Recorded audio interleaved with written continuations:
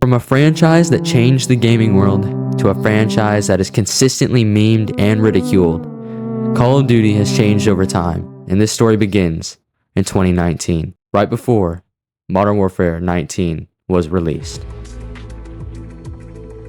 While Modern Warfare 19 isn't a bad game, it prepared the way for the eventual downfall of Call of Duty.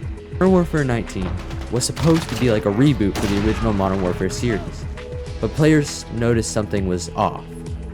Modern Warfare 19 matches were hard. Every match. Not like old COD, when there were some hard and some easy games. This was due to the increased SBMM, or skill-based matchmaking. A system that forced players to be matched with others of similar skill level. This combined with how MW19 was more movement-based than previous CODs, created a harder experience for the casual player. But the game did feature an overall fun multiplayer experience and a great campaign, leading to its success. Again, Cold War is not a bad game, and many would say it's the last good Call of Duty, which is sad because it was weakly developed due to the pandemic. There are some things that need to be noted. This was the first Treyarch title where the campaign was made by Raven Studio. The game also felt similar to Modern Warfare 19, but players couldn't quite figure out why. Vanguard, the first downfall of Call of Duty. It seemed that each time a World War II game comes out, it's worse than the last. Players were extremely disappointed with the release of Vanguard.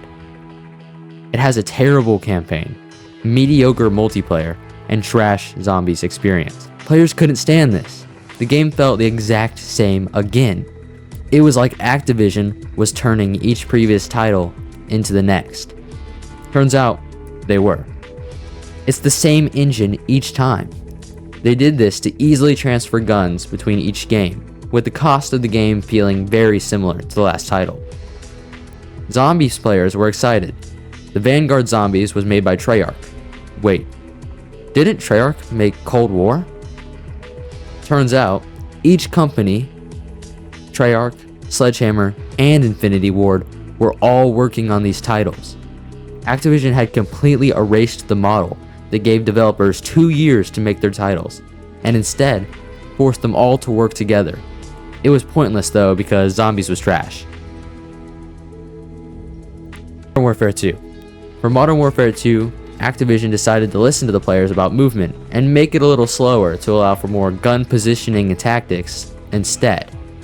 But leave it to Activision to completely mess up and make the game too slow. It felt like mud. It was sluggish. Multiplayer was terrible, and campaign was just alright. Not to mention, it's the same engine again. Modern Warfare 3. Players reacted with confusion. Modern Warfare 3 right after Modern Warfare 2? In only a year, they made a completely different Modern Warfare title? Nope. We had reached the second downfall. It was pretty much the exact same game. From guns to maps, it was almost the exact same. Multiplayer was good, but campaign and zombies were just disappointing.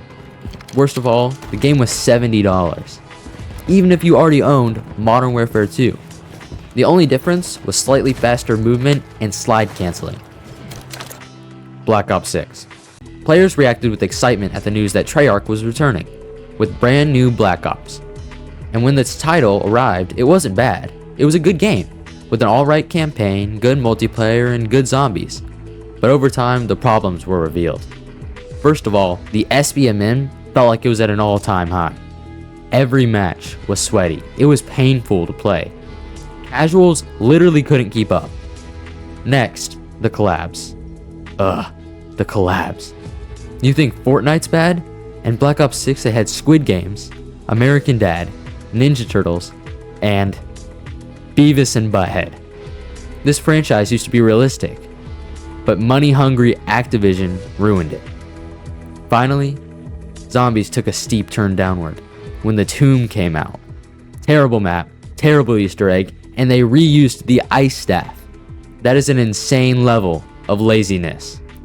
These problems like skill-based matchmaking, movement-based fighting, ugly cosmetics, reused engines, back-to-back titles, and every studio working on the same title built up fatigue in the community. Everyone wanted out. So when Black Ops 7 was announced, other titles were more exciting, like Arc Raiders and Battlefield 6. Call of Duty, all hyped up on their ego, released the original product, Black Ops 7. Black Ops 7. With the release of this game, COD sales were at an all-time low, and thus, hopefully, COD reached the bottom. And the campaign didn't help. It was terrible.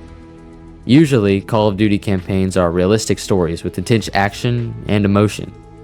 Black Ops 7 was the complete opposite. It was an arcade game with boss fights.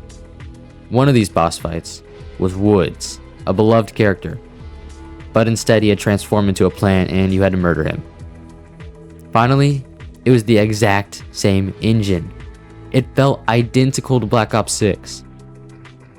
But Black Ops 7 wasn't a bad game, and in my opinion was a step up from Black Ops 6. But the problem was they were too late to make up for their previous titles. The multiplayer was solid, with no tech sprint and open matchmaking with little skill-based matchmaking. They also removed the goofy skins seen in Black Ops 6. Zombies received Cursed and Relics, with a return of survival.